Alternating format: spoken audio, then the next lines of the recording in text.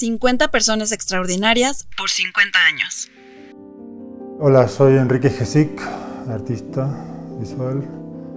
Mi primer contacto con el museo fue en 1991, cuando recién llegaba a la Ciudad de México y eran otras épocas y se hacían las cosas de otra manera y yo vine aquí con mi carpeta. Hice citas y conocí a los curadores. El curador de arte contemporáneo era Cuauhtémoc Medina en ese momento. Y bueno, conocí por supuesto a la directora, Silvia Pandolfi, y el resto del equipo. Así que bueno, ese fue mi primer contacto.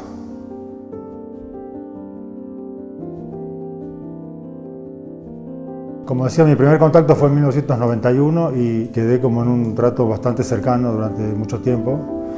Y intentamos hacer algunos otros proyectos y, por ejemplo, trabajamos mucho sobre un proyecto para hacer una escultura aquí afuera sobre la banqueta, una escultura que iba a estar, digamos, frente a la fachada del museo. Fue un proceso largo que finalmente fracasó y no llegamos a hacer nada. Tiempo después colocaron la escultura de Alejandro Prieto, que está ahora en ese lugar, que es donde intentábamos emplazar esta pieza. Bueno, fue un proyecto que discutí con Silvia Pandolfi primero y luego trabajé en colaboración con Jorge Reynoso, que en aquel momento él era museógrafo del museo y bueno, pero tiene formación como arquitecto, entonces trabajamos sobre la realización del proyecto y bueno, como por supuesto no había suficiente presupuesto, entonces había un contacto en ese momento que tenía Silvia Pandolfi con la directora del Museo de Ferrocarriles.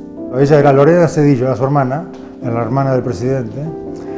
Y entonces fuimos, como no había dinero, entonces fuimos a buscar materiales y me llevaron a los viejos depósitos ferroviarios en Huehuetoca, que es en el norte de la ciudad. Más bien en el Estado de México, pero hacia el norte, en la salida norte de la ciudad.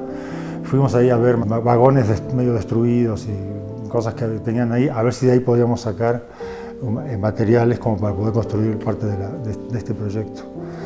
Y nada, fue una visita muy interesante, pero finalmente el proyecto no quedó en nada y fue solo mucho trabajo sin realizar.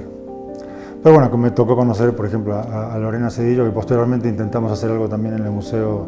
Bueno, no, posteriormente ella colaboró con algunos materiales para la exposición que hice en 1995 acá en el museo. Y entonces el Museo de Ferrocarriles prestó unos rieles de ferrocarril para una de las instalaciones.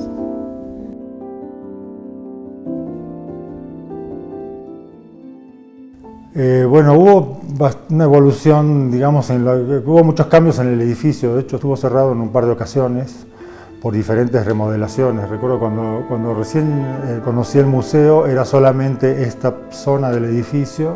O sea, posteriormente incorporaron el terreno de junto, donde primero pensaban construir un estacionamiento y luego bueno, ampliaron para otros usos. Además del estacionamiento, pero en ese momento no existía, solamente estaba esta parte del edificio y bueno, se fueron cambiando las salas, hubo algunos cambios en las salas, pero sobre todo muchos cambios aquí digamos, en planta baja y subsuelo que se han ido modificando los usos de los espacios. Yo creo que porque han sido como como lugares más versátiles para las distintas necesidades del museo, ¿no? Y bueno, también en términos de funcionamiento, no sé, hubo diferentes periodos con los cambios de director. Silvia había estado mucho tiempo en el museo, entonces ella, digamos que marcó una línea que duró mucho tiempo y no recuerdo bien, pero creo que propuso ella algunas modificaciones, incluso la compra del terreno de junto, si mal no recuerdo, para la ampliación. En un primer momento creo recordar que precisamente Jorge Reynoso estuvo involucrado en proponer, digamos, una propuesta arquitectónica de ampliación, ¿no?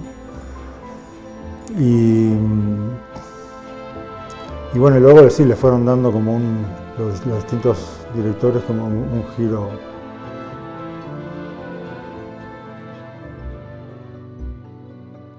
Bueno, la verdad creo que ha sido, digamos, han pasado muchos años, ¿no? Y sí ha sido como ha habido como una conexión con el museo, digamos, fluctuante, porque inicialmente tuve un contacto más, de alguna manera se generó un contacto cercano con un grupo de personas que trabajaban aquí y que con los años han ido formando parte de otras instituciones, pero la relación ha seguido a nivel profesional y personal también, ¿no? Y bueno, posteriormente seguimos trabajando en otras cosas, ¿no? Y ahora me vuelvo a acercar un poco a raíz de estos aniversarios y estas, por ejemplo, el año pasado el homenaje a Silvia Pandolfi fue también como un nuevo, digamos, un acercamiento con una recuperación de la memoria de las cosas que habían estado sucediendo 30 años antes, ¿no? Sí, han sido más de 30 años, mucho tiempo y muchos cambios. No sé, ha sido como justo lo que decía, ¿no? El desarrollo profesional ha ido como en paralelo y con el museo. Para mí fue un impulso importante haber llegado hace tanto tiempo y haber expuesto en el museo en un momento, digamos, bastante temprano de mi carrera, ¿no?